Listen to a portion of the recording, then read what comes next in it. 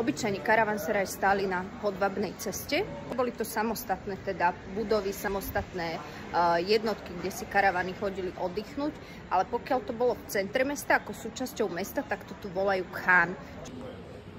Tieto karavanseráje, ktoré sú v centre v Tripoli, volajú v arabštine vlastne khan, lebo obyčajní karavanseráji stali mimo veľkých miest po trase Hodvábnej cesty.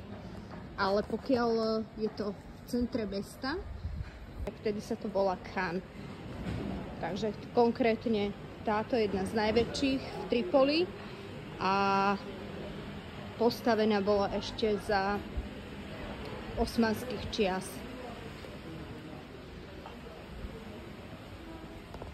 Klasická štruktúra, dole kone, zvieratá, na poschodí sa bývalo.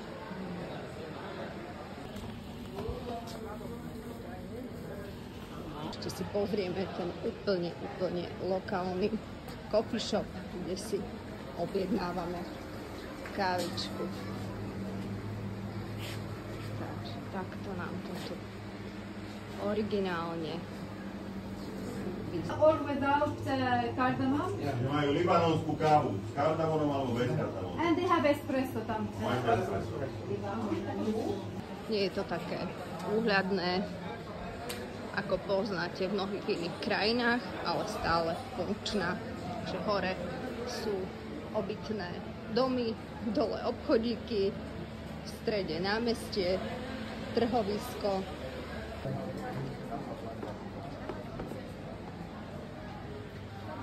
Tu sú veľmi pekné obchody s domácim mydlom.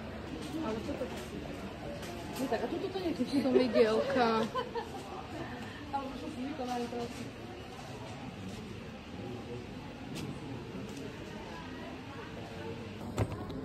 Tu apteka si kúpim keksiky. 20,000. Takže toľko to. To sú $2. Thank you. Shukran. Tam nie je ten, this is without card.